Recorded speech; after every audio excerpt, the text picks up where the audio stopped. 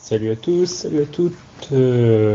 Content de vous retrouver pour une nouvelle vidéo, un nouveau live sur ce qui va nous occuper pendant un petit moment, à savoir la série des Ace Attorney sur DS. Donc du coup, par rapport à ça, j'ai mis en place un petit setup. J'ai enfin réussi à programmer mon setup pour pouvoir streamer de la DS. Donc je précise que oui, j'utilise un émulateur n'ayant pas de logiciel, le matériel pour capturer. Content de vous retrouver pour une nouvelle vidéo, un nouveau live sur. Donc je disais, n'ayant pas le matériel pour capturer de la DS, j'utilise un émulateur, mais je précise que je possède bien les cartouches originales des 3 jeux Ace Attorney qu'on fera du coup sur la chaîne, plus le Apollo Justice. Voilà.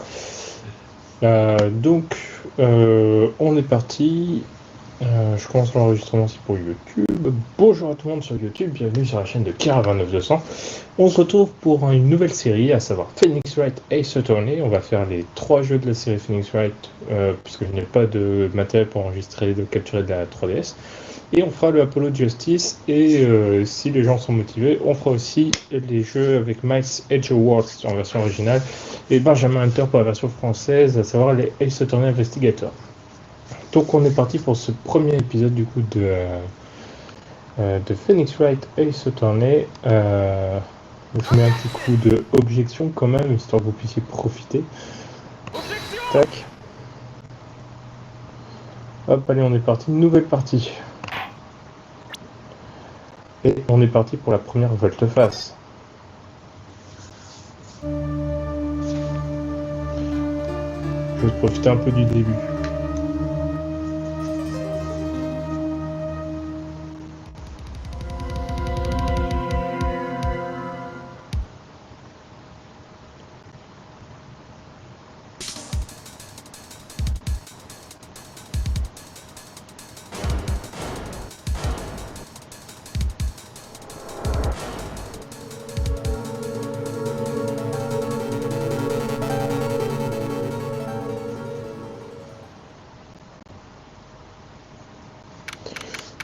Donc comme vous avez pu le voir, on est confronté à une affaire de meurtre, à savoir ici le meurtre d'une jeune femme par ce mystérieux individu habillé d'un costard rose très saillant. Et donc du coup, il veut pas faire porter le chapeau à un autre personnage. Mais vous allez découvrir ça bien assez vite, je vous rassure. Donc nous incarnons, je vais utiliser le dossier pour présenter un peu le début. Nous incarnons donc Phoenix Wright, un homme vêtu d'un costard bleu que vous verrez après en action, jeune avocat de la défense. Avec lui, on a Mia Fey. Donc Mia Fey a 27 ans. C'est l'avocate en chef du cabinet Fey & Co, donc le cabinet d'avocats où on travaille. C'est la patronne de Phoenix Wright et un très bon avocat de la défense, on peut dire que c'est son mentor. Donc le dossier là auquel j'accède avec tous les profils, toutes les preuves, c'est très important dans le jeu, vous allez toujours en avoir besoin parce qu'il y aura toujours de nouvelles informations répertoriées dedans, et puis c'est ce qui vous aidera à résoudre les enquêtes et surtout les procès. À côté de ça, nous avons donc Paul Defesse, donc c'est l'accusé dans cette affaire, donc notre client, un type sympathique qui est son ami depuis l'école primaire, l'ami de Phoenix. Et enfin, on a Cindy Stone, donc c'est la victime dans cette affaire, a priori c'est un mannequin et elle vivait seule dans un appartement. Parmi les preuves, pour le moment, on a notre avocat, le badge avocat, qui sans lui, personne ne croirait qu'on est avocat de la défense. Et on a aussi le rapport d'autopsie de Cindy, à savoir elle est morte du coup le 31 juillet, entre 16h et 17h, cause du décès hémorragie causée par un coup violent. Donc du coup Mia nous accueille a priori juste avant le procès. Voilà, content d'être arrivé à temps. Le premier procès de Phoenix. Forcément, étant donné que c'est son premier procès, Phoenix c'est plutôt nerveux. Le monde merveilleux de la justice, effectivement c'est un monde merveilleux. C'est tout de la justice et tout sauf juste. C'est la première chose qu'on vous apprend en fac de droit.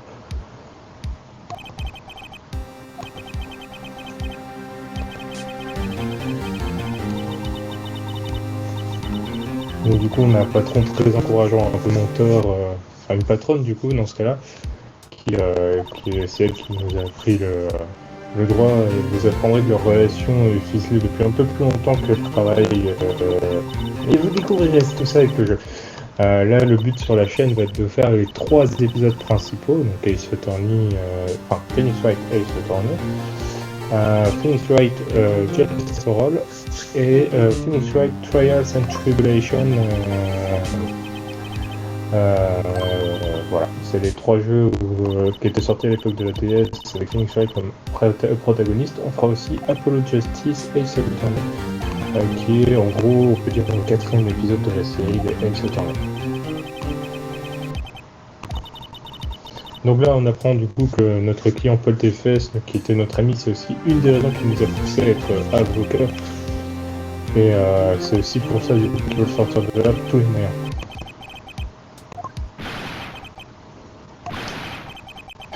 Et là, du coup, c'est la première intervention du client là qu'on entend dans les... enfin, qu'on entend qu'on voit dans le texte. On dirait qu'il se fait pas de cool pour un client qu'on va défendre. Mais vous verrez qu'il est souvent comme ça. Il est très très émotif ce Paul Tefes, surtout il est toujours d'un extrême à l'autre en fait. Vous voyez, il fait mec, je suis si coupable que je suis coupable. Mec, il dit qu'il a pas peur de mourir parce qu'il parce qu'il est désespéré d'avoir perdu sa petite amie. Ce qui se comprend, mais après je suis pas sûr qu'ils étaient plus longtemps ensemble. Si je me remémore les faits, on le saura bien assez vite.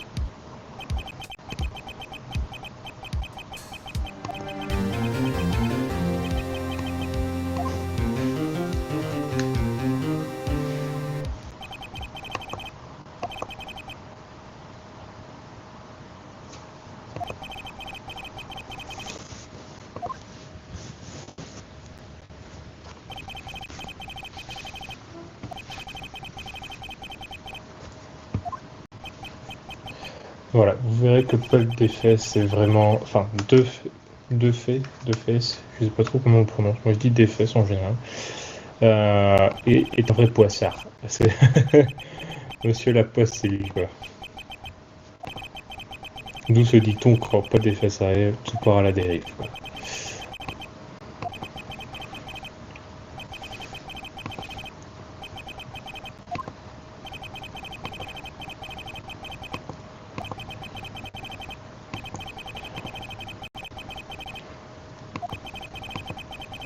Et donc oui, du coup, pour ceux qui verront cette vidéo, donc il y a un setup un peu particulier, puisque j'ai mis l'écran les 2 écrans séparés, plus du coup les liens contact pour ceux qui suivent le live, ceux qui suivent aussi, trouver la chaîne YouTube et le Twitter. Du coup, c'est un nouveau setup. Alors là, le procès commence. Donc, vous voyez, monsieur le juge sera quasiment toujours le même genre dans les procès. Et notre adversaire, donc l'accusation, à savoir monsieur Boulet. Je sais pas s'il est dans le dossier, il y en a le profil. Si, voilà, ça. Victor Boulet, donc, qui est le représentant de l'accusation, aucun charisme, souvent incapable d'imposer son point de vue. Autant dire que cette première affaire est vraiment faite pour vous faire découvrir le jeu, c'est vraiment de gros tutoriels. Bien sûr, vu que c'est notre premier procès, on a un peu ça. Donc oui, pour revenir sur le setup, il faudra me dire si jamais vous trouvez par exemple que le deuxième écran de la DS est trop petit, si vous n'arrivez pas à lire tout ça, de façon à ce que je corrige ça pour les futures vidéos. C'est histoire de m'aider aussi afin que les vidéos s'améliorent. En tout cas, je suis très content de partager la série de Ace Attorney avec vous parce que c'est vraiment une de mes séries de jeux favorites en fait. Celle avec lesquelles je prends toujours un vrai plaisir à les faire, à les refaire parce que je compte même plus combien de fois je les ai fait les Ace Attorney. Donc forcément, il y a des trucs, ça vous semblait alambiqué, mais comme je connais le jeu, ça va aller assez vite. Normalement, après je risque quand même de me planter, parce que un peu je les ai pas fait. Mais c'est ça aussi qui fait le sel du jeu, c'est qu'il faut vraiment penser à la plus petite éventualité pour s'en sortir. Et donc là, le juge, vu que c'est notre premier procès et qu'il a peur d'avoir totalement confiance en notre capacité à gérer ce procès, décide de nous faire un petit test, histoire d'être sûr qu'on est au taquet pour commencer ce procès, et qu'on puisse assurer la défense du mieux qu'on peut. On verra que Phoenix n'est pas très confiant, il prend de l'assurance au fur et à mesure que les affaires avancent, mais forcément au tout début on peut lui demander d'être le mec le plus serein. Donc là on nous demande d'indiquer le nom de l'accusé dans l'affaire, donc a priori c'est Paul Defez, je vais galérer ce nom-là pendant tous les jeux. Donc notre ami, voilà, première question très facile, celle qu'on devine, puisque normalement, même si vous n'avez pas consulté le dossier, vous devinez cette réponse-là, grâce au dialogue qu'il y a eu avant le début du procès. Là, normalement, voilà, on nous demande le nom de la victime, et là, le nom de la victime, si vous n'avez pas vu le dossier, mais qu'il n'est pas cité une seule fois, vous ne pouvez pas le deviner. C'est pour ça, c'est pour vous inciter à aller voir ce qui se passe du côté du dossier. Forcément, notre patron va dire, mais merde, mais qu'est-ce que tu fous, quoi? C'est le premier procès, t'as pas donné le nom de victime, mais tu ne viens pas, ce qui est très compréhensible. Si bien sûr qu'on connaît le nom des victimes, il y a un petit trou de mémoire. C'est légitime, on va dire, sur un premier procès d'avoir un trou de mémoire. Enfin, moi je trouve.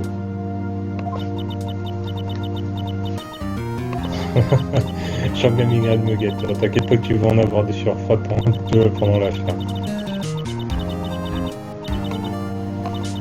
Voilà, là, on nous explique, pensez à regarder le dossier de l'affaire régulièrement. Qui est la victime dans cette affaire? Donc voilà, donc c'est Cindy Stone, comme on a vu précédemment. Voilà. Et maintenant, la dernière question. Quelle a été la cause du décès? Et donc elle a été assommée par un objet lourd. Je vous remontre dans le dossier. Tac, rapport d'autopsie, hémorragique causée par un coup violent. Tac. Donc voilà, on nous dit qu'elle a été frappée une fois à l'aide d'un objet contondant. Voilà, pour répondre à toutes ces questions, il n'y a aucune raison pour laquelle on ne pourrait pas assurer la défense. Autant dire que dans le jeu, c'est facile de commencer comme avocat.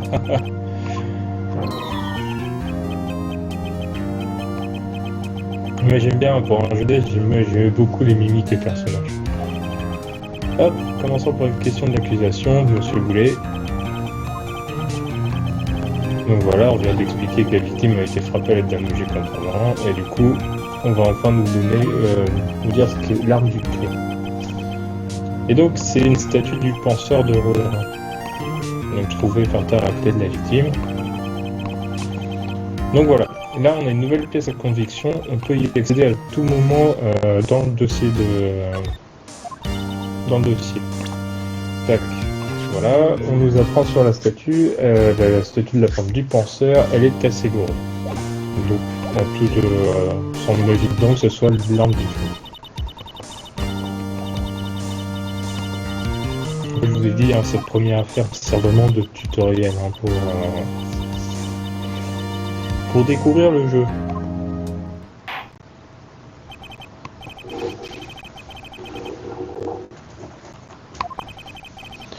Donc comment marche le jeu? Là, on s'intéresse surtout à la partie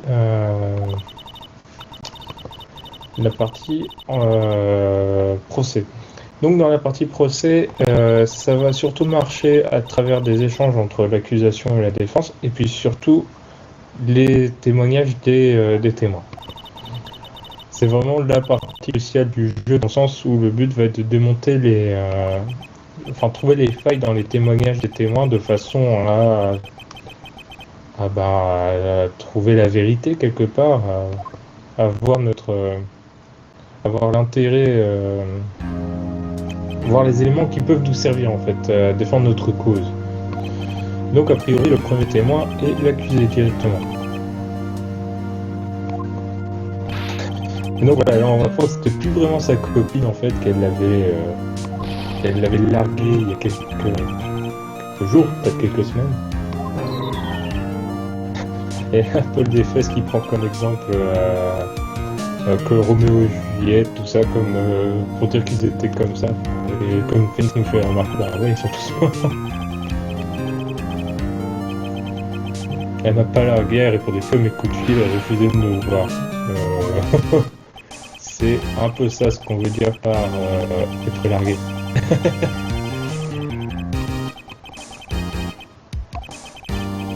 Et voilà, et là l'accusation, elle joue un peu sur la contre-sensible. On sait que Paul Desfesses, c'est quelqu'un qui s'en parle vite.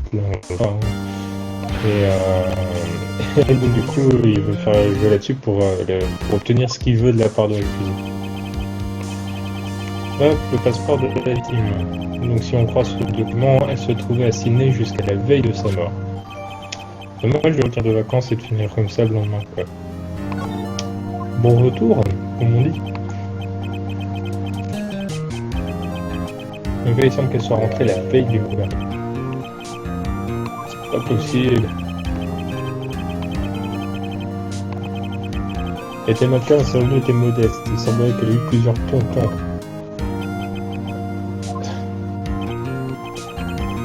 Et voilà, donc a priori, elle obtenait quand même pas mal de choses de la part d'autres hommes que Paul.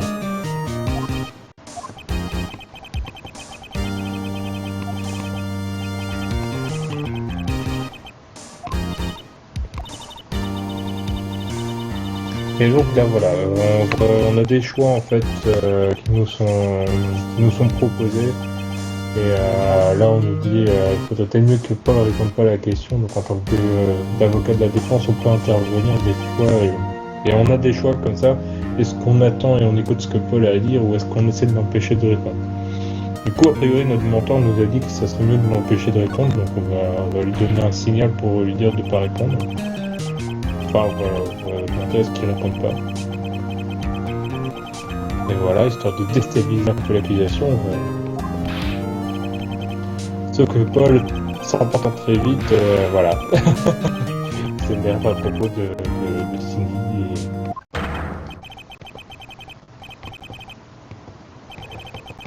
Et ça donne ça.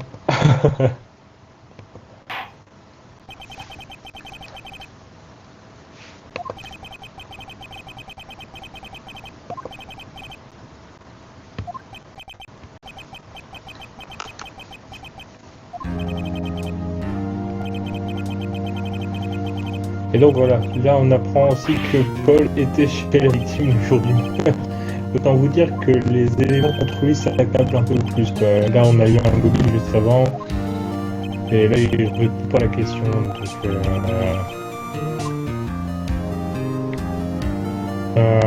du coup on va essayer de l'empêcher de répondre à la question.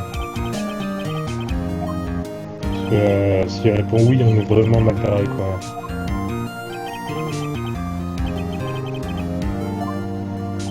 Je me souviens pas. Oh mec.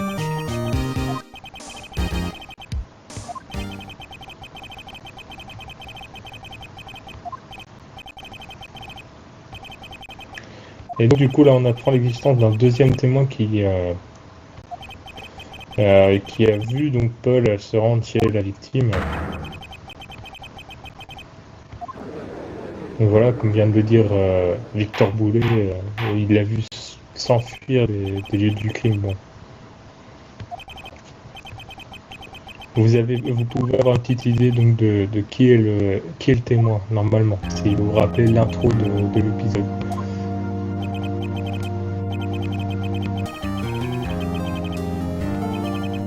Hop, monsieur Franck Cavu.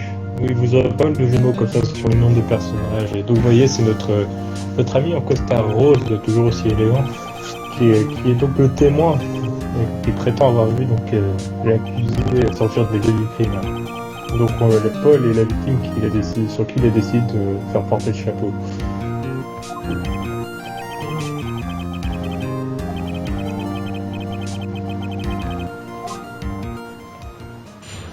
Hop, déposition du témoin.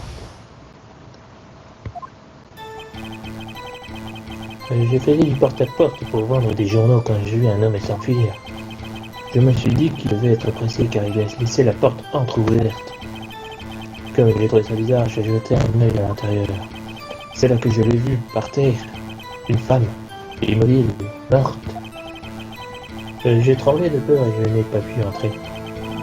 J'ai de suite pensé à appeler la police, mais son téléphone ne fonctionnait pas. Alors je suis allé dans le parc le plus proche pour trouver une cabine. Je me souviens parfaitement de l'heure. Il était 13h. L'homme qui s'était enfui était sans les doute l'accusé, est là en face de moi. Donc voilà, donc ça c'était le témoignage du témoin, et le but va être de trouver les failles. En fait, là, effectivement, un témoignage pareil, si on le laisse solide, s'il est comme ça, c'est sûr que voilà, c'est nous le coupable. Voilà, et c'est emballé, c'est pesé. Donc clôture le procès. Si on est convaincu que notre client voilà, on apprend qu'il y avait une panne de courant dans l'appartement et que c'est pour ça du coup que le téléphone ne marchait pas.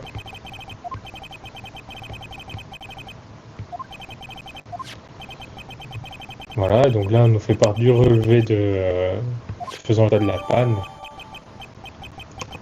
Donc on va aller voir ça tout de suite.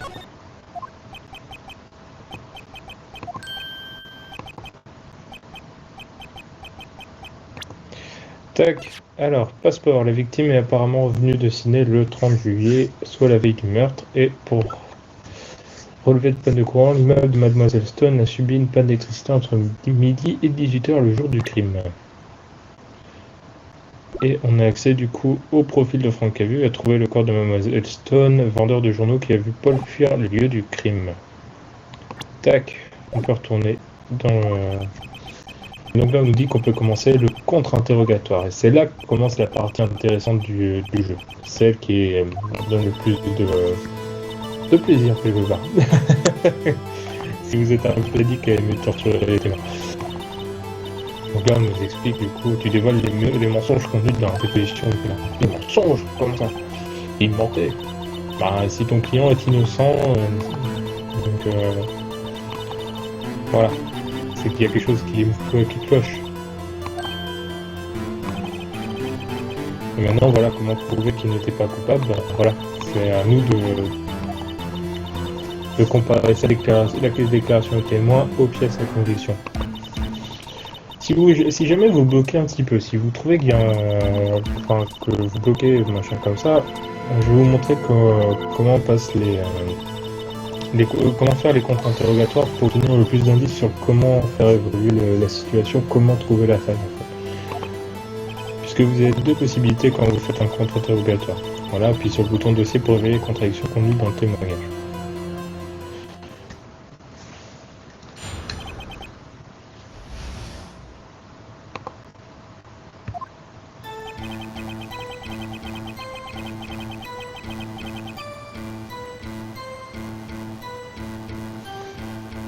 Alors attendez, j'ai l'impression que le jeu est assez lent, je vais essayer de l'accélérer un petit peu.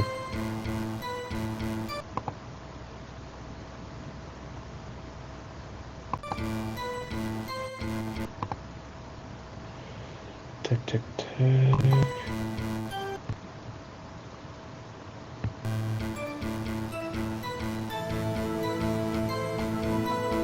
Alors là ça a l'air pas mal. Donc là, vous voyez, il y a deux possibilités. Soit on peut attaquer le témoignage, soit on peut présenter des pièces à conviction qui contredisent ce que dit le témoin. Si jamais comme vous voyez, il y a 5 points d'exclamation en haut à droite de l'écran, ça correspond à votre jauge d'erreur. C'est-à-dire que si vous présentez une mauvaise pièce à conviction ou que vous poussez trop loin les choses, vous pouvez perdre ces points d'exclamation. Si vous avez perdu tous les points d'exclamation, le procès est terminé, votre client est coupable et c'est terminé, game over. Donc le but du jeu va être d'attaquer le témoin le maximum pour obtenir des indices, nous aidant à trouver les contradictions entre les pièces à conviction et ce qu'il nous dit dans ses propos. Donc là il nous dit je faisais les porte-à-porte pour vendre des journaux quand j'ai vu un homme s'enfuir. Voilà.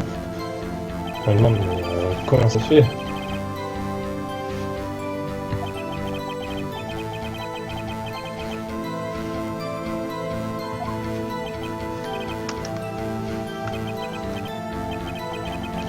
Et donc là, on essaie de trouver pourquoi il s'intéresse à Paul.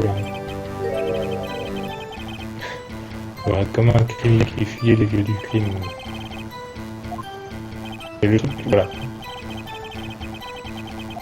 C'était quoi vous voyez, il était pas serein, dans les détails, il était pas clair dans ce qu'il disait.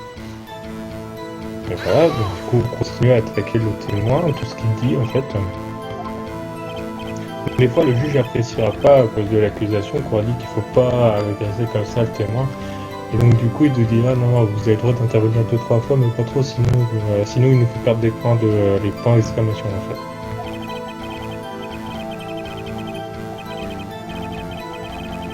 Et donc du coup, il dit qu'il a trouvé bizarre que la voiture reste ouverte. Du coup, c'est pour ça qu'il a rejeté un œil et un intérêt.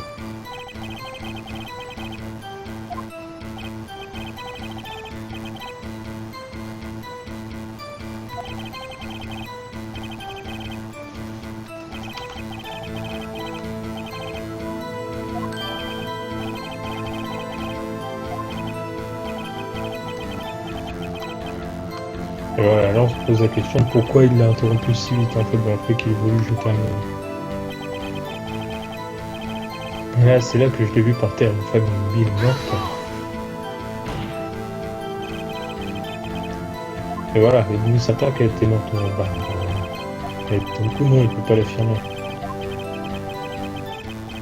Et forcément, tout le monde a, comme dit Phoenix, tout le monde aurait conclu un décès. Voilà. Donc, des fois, attaquer ne sert pas à grand chose, mais bon. Mais vous verrez par la suite du jeu que c'est bien d'attaquer parce que ça va débloquer des éléments ensuite pour avancer dans l'affaire. Trembler de peur, je n'aurais pu entrer. Donc voilà, donc on pousse pour qu'il nous dise qu'il a touché à rien.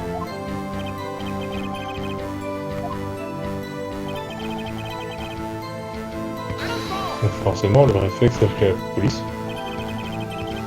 Mais voilà, pensez à bien attaquer en fait. C'est important d'attaquer tout ce que dit le témoin en fait. Voilà, parce que là, voilà, on nous dit écoutez le témoin, c'est pas. Mon intervention, ça va pas. Mais son téléphone ne fonctionnait pas.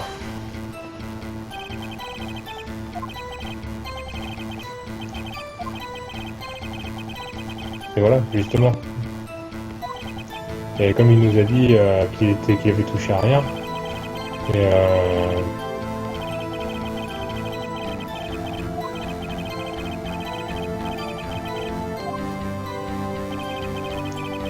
du coup il dit qu'il allait dans le parc du plus proche pour trouver une cabine.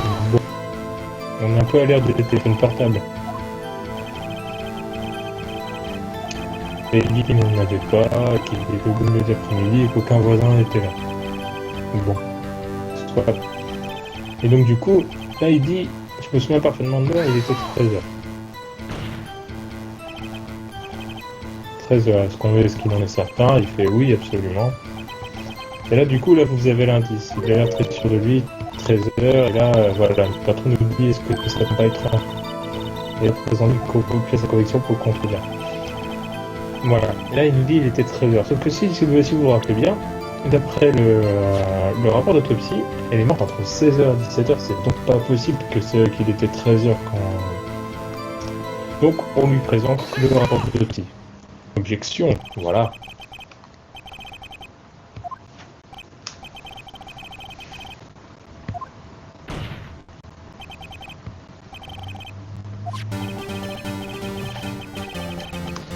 Et donc il dit que ça a porté qu'à indiquer 13h, c'est pour ça qu'il s'en souvient, sauf que là on explique que c'est pas possible en pour et là on démonte en fait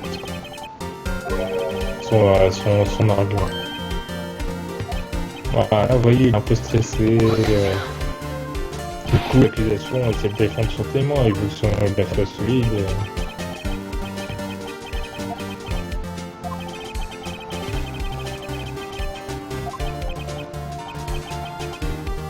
Voilà, il est un peu hésitant et maintenant qu'on l'a déstabilisé, il faut continuer en fait, il faut pousser, comme explique le mentor, il faut vraiment démasquer tous les mensonges en fait.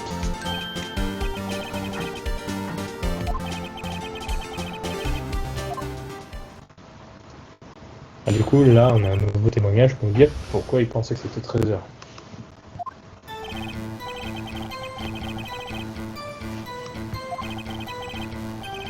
Voilà, une voix donnée l'heure, ça venait probablement de la télévision. Ah, mais elle est retardée de 3 heures, c'est bien ça. Je suppose que la victime regardait une émission qu'elle avait enregistrée. C'est pour ça que j'ai cru qu'il était 13h. Et du coup, voilà, ça c'est son témoignage. Donc, il nous dit que ça provenait de la télévision. Sauf que, un peu plus tôt, on nous a dit qu'il y avait une panne de courant. Donc, c'est pas possible qu'il soit venu de la télévision. Donc, il va falloir présenter maintenant le rapport sur la panne de courant pour expliquer. Bah non, vous ne l'avez pas entendu avec la télévision, c'est pas possible. Donc voilà, là par contre, ça sert à rien d'attaquer. Quand vous connaissez la solution, vous pouvez avancer tout de suite. Voilà, j'ai entendu bien, un peu de meilleur, ça vient probablement de la télévision. Tac, on prend le relevé de panne de courant et rejection.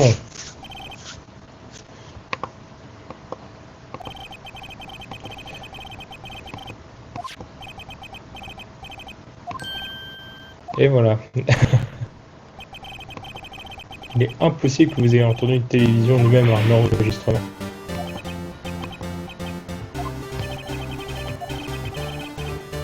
Et du coup, forcément, le juge commence à s'impatienter, il trouve ça très bizarre. Vous voyez complètement essayer de se dédouaner. Attendez, je me souviens maintenant. Hop, une nouvelle version.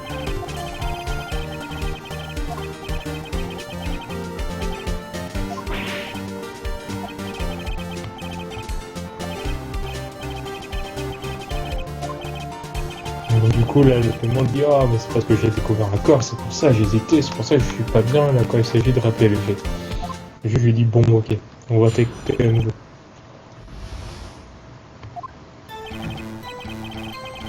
Et donc du coup il dit je n'ai pas entendu l'heure en fait, je l'ai vu, il y avait pendu dans l'appartement il me semble. Le meurtrier l'a utilisé pour frapper la crime. C'est comme ça que j'ai pu avoir. Donc l'arme du crime est une pendule. Sauf que l'arme du crime, c'est une statue. Donc ça colle pas.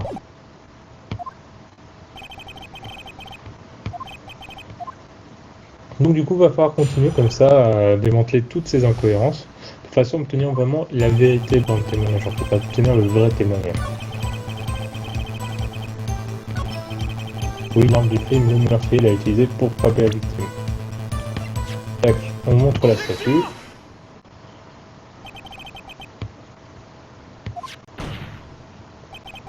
Et donc du coup on lui montre ça et il dit mais c'est pas une pendule, il s'agit d'une statue. Est-ce que ça ressemble à une pendule pour lui? Du coup la témoin commence à s'énerver qu'on agace parce que tout ce qu'il dit. Il sait qu'on commente plus ou moins ce qu'il s'en est en fait.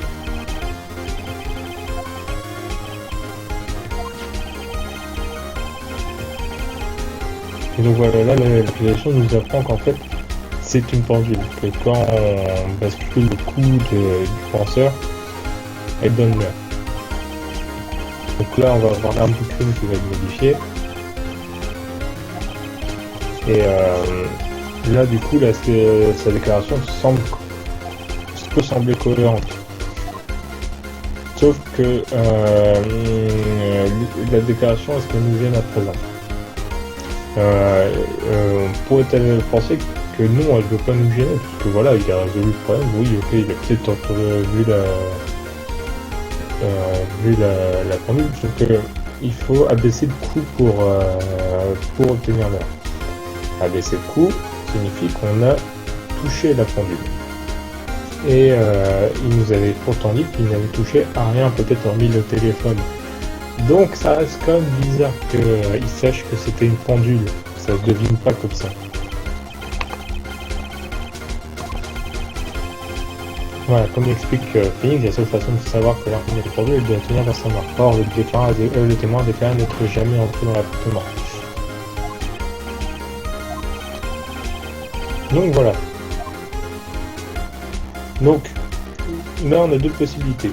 Est-ce qu'on pense qu'il connaissait, qu'il savait que c'était une pendule parce qu'il connaissait la victime ou parce qu'il est entré dans l'appartement? a priori, ils connaissaient pas les victimes. On n'a aucun élément qui nous laisse penser ça, alors que là, on pourrait plus penser qu'il est rentré dans l'appartement. Du coup, on va dire qu'il est rentré dans l'appartement, et donc du coup, on va dire qu'il était dans l'appartement le jour du meurtre.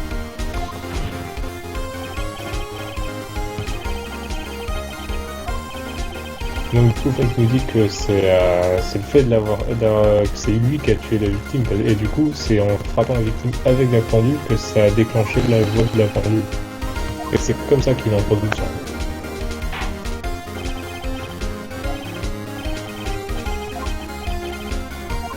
Donc voilà, là, Monsieur Wright nous explique toute son hypothèse.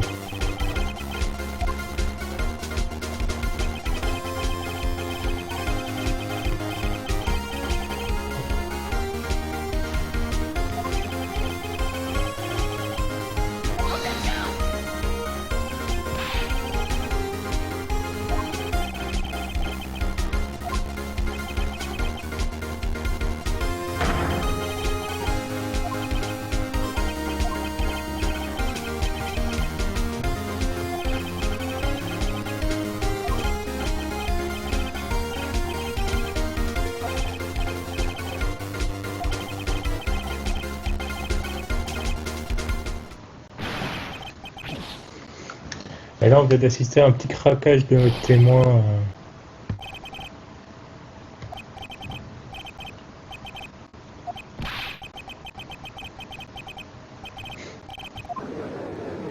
Voilà, elle nous a jeté sa perruque à la gueule et donc voilà, pour lui, il maintient sa version, c'est Paul qui l'a tué.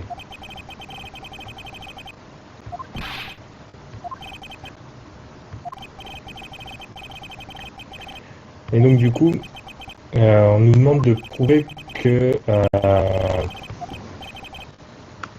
c'est bien que le son qu'a entendu Monsieur Cavu était la pendule.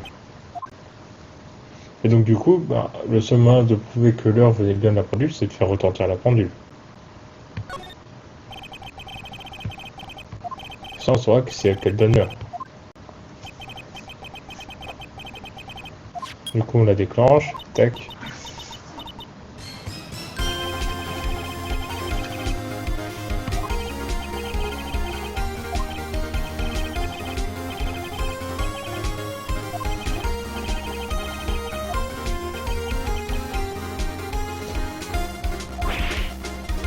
Donc là, on se rend compte en fait que la pendule retarde de 3 heures par rapport à l'heure actuelle. Et donc du coup, étant donné que la victime est décédée entre 16h et 17h, la différence amène à 13h. Donc quand on nous dit 13h, c'est possible qu'il ait frappé à 16h en fait.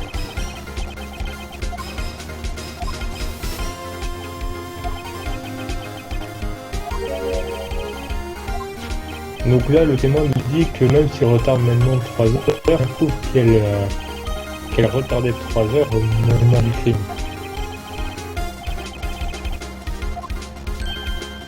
Et il a pas tort, c'est vrai que si on ne peut pas prouver ça se trouve que la pendule s'est retardée après, et du coup, ça ne prouve pas du coup que c'est lui qui l'a frappé. Sauf qu'on a la preuve en fait qui nous permet de prouver que la pendule retardait bien de 3 heures au moment du crime.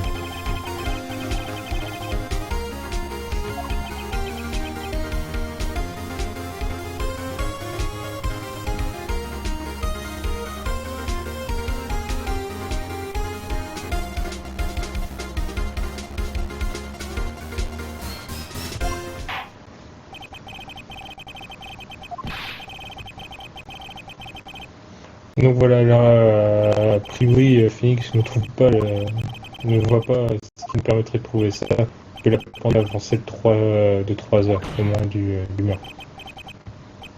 Et du coup, le témoin peut partir puisqu'on n'a pas cette preuve-là.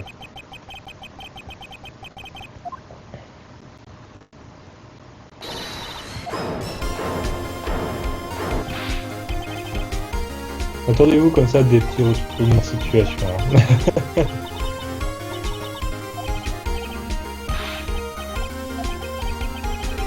Et il dit, je peux pas prouver que la pendule retardait le jour du meurtre.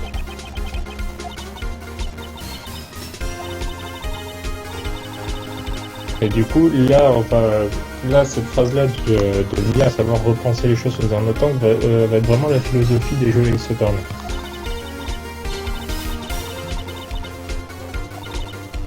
Là, c'est plutôt, du coup, il faut considérer qu'il a rendu le retard de 3 heures et il faut se demander pourquoi il demande de 3 heures. Si on peut trouver pourquoi le retard de 3 heures et qu'on peut le prouver, on prouvera en même temps que le retard de 3 heures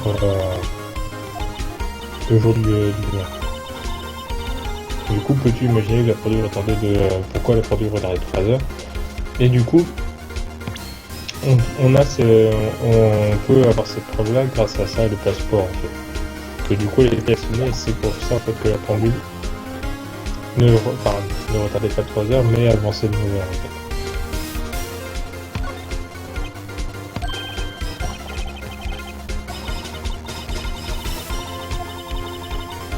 Voilà, là où j'ai trouvé l'élément du joystick pour trouver ça. Bon, voilà, par élimination c'était forcément le passeport.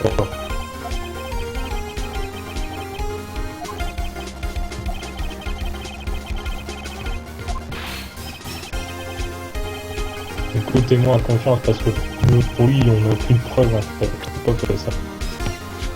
Et tac, le passeport. La victime était revenue d'étranger la veille du meurtre.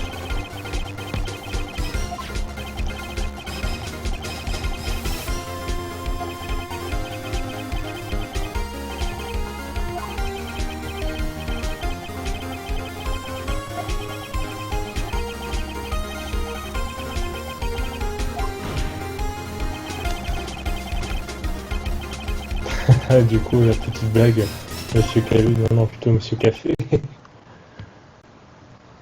Et voilà, le témoin, on l'a mis au pied du mur, il peut plus s'en sortir. Et c'est plus le témoin, c'est surtout le coupable.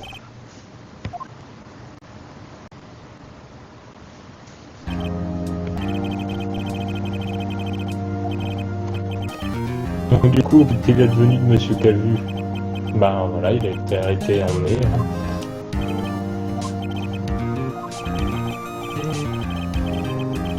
Donc là, on nous dit qu'on a bien assuré, qu'on a fait une bonne défense, voilà.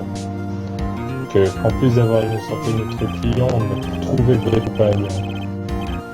Donc voilà, la cour déclare l'accusé, M. Paul Desfesses, non coupable. On a donc réussi cette première affaire. On peut être assez fier de nous, pour tout dire.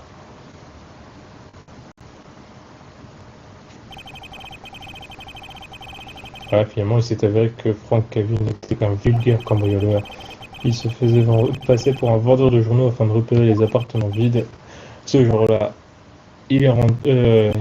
quand Paul s'est rendu chez sa petite amie, elle n'était pas chez elle. Et du coup, quand Paul était parti, M. Cavill s'est introduit chez la victime pour faire son boulot, sauf que elle est revenue entre-temps. Et donc du coup, voilà, il s'est énervé, a attrapé le premier objet. Et toute l'histoire est là. On peut plaindre la Cindy Stone parce que c'était vraiment pas de chance. Pour le coup. Donc voilà, là, on passe un petit dialogue de fin d'affaire.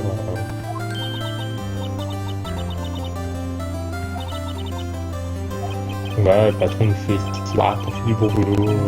Et on dit mais c'est grâce à vous, c'est vous qui nous avez expliqué comment ça marche.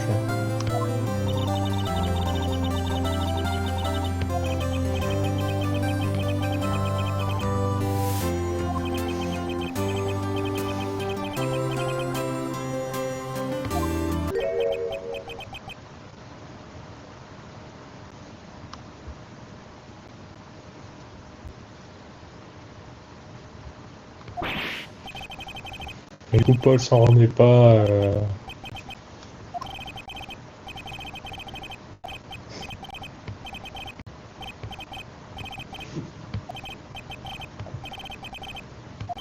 Voilà, alors, on comprend pas pourquoi il réagit comme ça. Après tout, il est innocenté.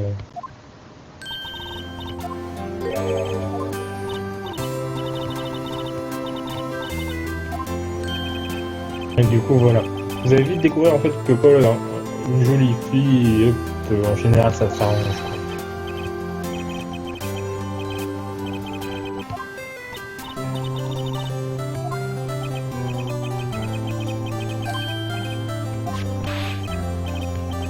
Et du coup voilà, il tient à refaire la pendule, enfin une pendule le penseur.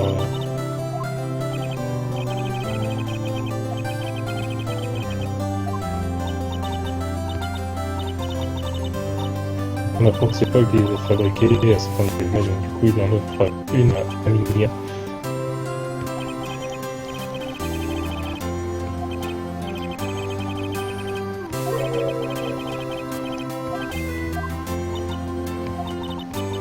Et du coup là, on va, enfin là Mia nous dit qu'on est sûr qu'elle le prenait pour un abruti, tout ça, et du coup forcément il comprend pas.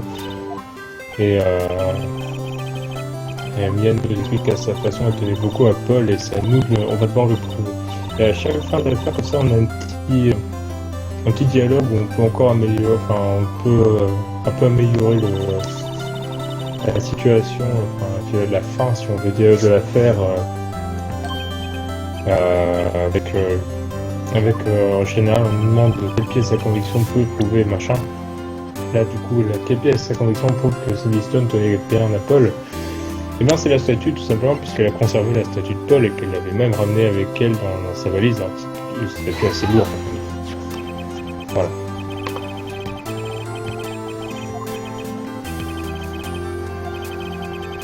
Du coup, elle lui explique que voilà, c'est la pendule qu'elle avait fabriquée pour elle, elle l'avait emportée avec elle dans ses bagages.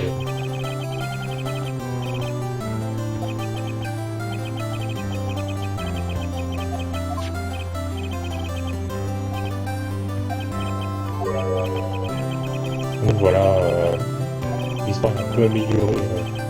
Ça n'a aucun impact tout à fait sur la suite, hein. C'est juste là pour le dialogue de fin d'affaire que ça a son importance.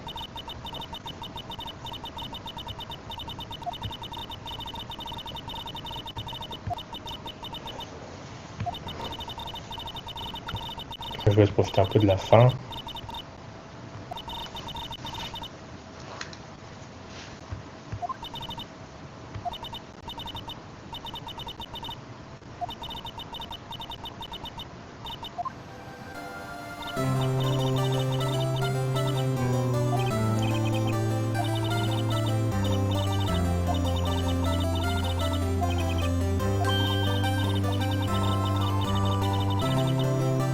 Donc là, il me demande pourquoi c'est Polo qui nous a poussé à devenir un peu.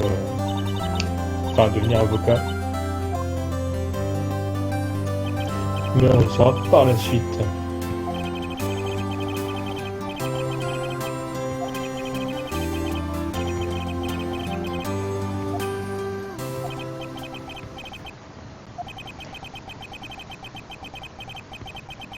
Parce que du coup, c'est Phoenix le protagoniste des jeux et ce tournée.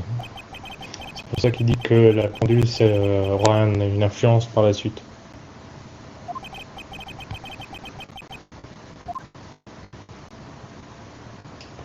Et voilà, fin de la première affaire.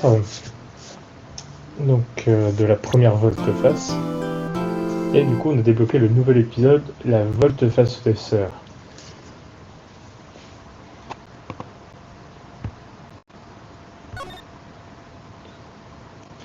Hop, on sauvegarde et on va s'arrêter là pour ce premier épisode du playthrough Phoenix Wright Ace Attorney.